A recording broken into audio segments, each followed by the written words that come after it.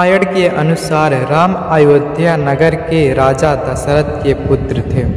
वह धर्म प्रिय, साधारणतया बहुत भोले और ध्यान देने वाले थे। सीता जनकपुर के राजा जनक की पुत्री थी और एक परिपूर्ण स्त्री और मातृभूमि की प्रतिष्ठित संस्कृति की प्रतिष्ठित प्रतिनिधि थी। राम और सीता की प्रेम कहानी की शुरुआत उनकी स्वयंवर से हुई, जहां सीता का स्वयंवर होने जा रहा था। सीता के पिता जनक ने एक विशेष प्रतियोगिता का आयोजन किया था, जिसमें सभी देशों के राजा और शासक भाग ले रहे थे।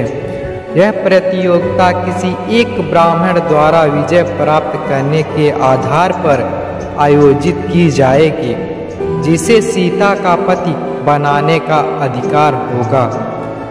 राम अपने गुणों और धर्म के प्रतीक के रूप में जाने जाते थे और उन्होंने विजय प्राप्त की। यह देखकर सीता और राम दोनों एक दूसरे से प्यार में पड़ गए और वे एक दूसरे से विवाह के लिए तैयार हुए। विवाह के बाद राम, सीता और उनके चहेते साथी लक्ष्मण अयोध्या को वापस लौट गए। वहां राम को दशरथ ने अपने उत्तराधिकारी के रूप में मान्यता प्रदान की और उन्हें अयोध्या का राजा बनाया।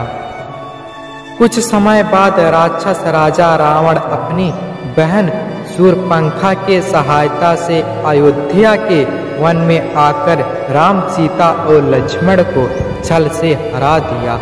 वनवास के दौरान राम, सीता और लक्ष्मण विभिन्न प्रक्रियाओं और आपातकालीन स्थितियों का सामना करते हैं।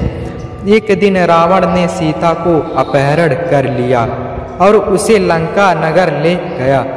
यह जानकर कि सीता का अपहरण हो गया है, राम व्याकुल हो गए और उन्होंने अपने सेना के साथ लंका आक्रमण किया।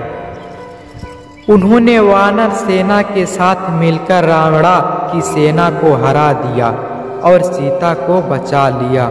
राम, सीता और लक्ष्मण के पुनर्मिलन के बाद उन्होंने अयोध्या को वापस जाकर राजसत्ता का संभाली और उनके राज्य में खुशहाली और धर्म की प्रथा को बनाए रखने का प्रयास किया।